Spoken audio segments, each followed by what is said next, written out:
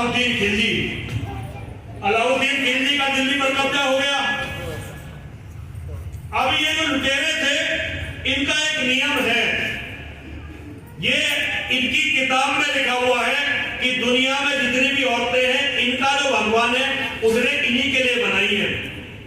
हमें ये काफिर बोलते हैं और हमारे लिए इनकी किताबों में लिखा हुआ है कि हमें महिलाएं रखने का अधिकार नहीं है, हमें संपत्ति रखने का भी अधिकार नहीं।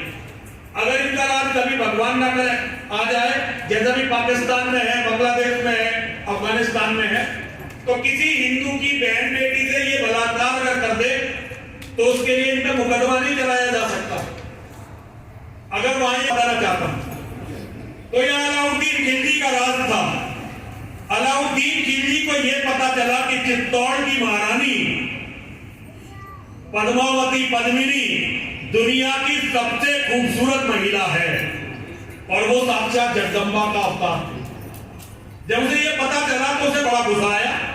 सबसे खूबसूरत महिला काफिर के यहाँ, उसने पत्र लिखवाया। ये इतिहास की घटना है, इसमें जरा सा भी झूठ नहीं है। उसने पत्र लिखवाया राजा रतन सिंह रावल को, जो उस समय चित्तौड़ के राजा थे। मेरी मां महासती पद्मिनी जिनकी धर्म पत्नी थी, उन्होंने कहा भाई तुम पद्मिनी को दे जाओ, हम तुम्हें जीवित छोड़ देंगे। और चित्तौड़ के राजा तो बड़े दिलेर और बड़े धर्मात्मा थे।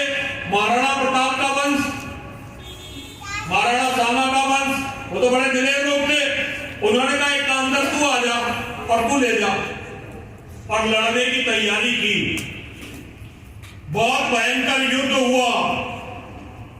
पृथ्वीराज चौहान के साथ उसके अपने तो साथी थे जो लुटेरे थे, यहाँ के भी बहुत सारे पापी उसके साथ लग गए थे। और चित्तौड़ के आसपास के जितने राजा थे, हिंदू राजा, उन्होंने चित्तौड़ की मदद नहीं की, क्योंकि हिंदू तो एक दूसरे की मदद करता ही नहीं। पहले भी ये बीमारी थी, आज भी ये बीमारी है। कई महीने तक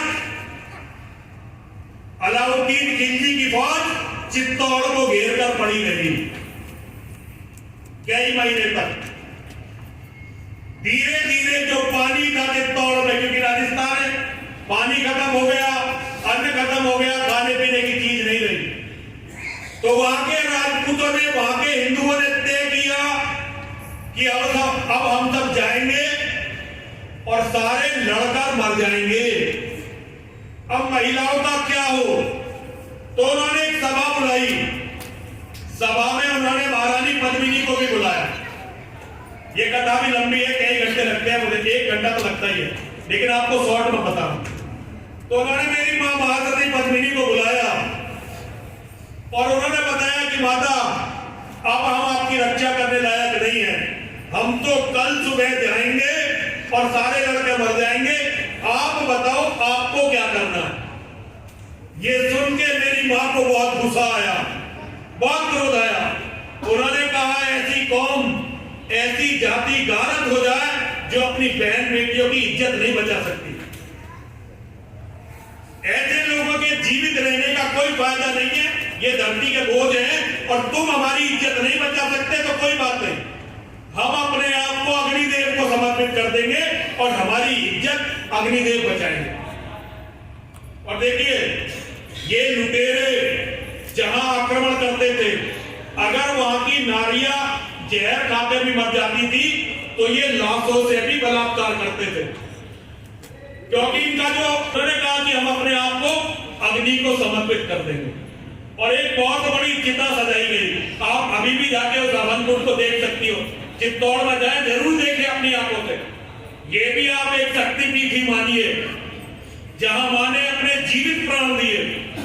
बहुत बड़ी चिता सजाई गई।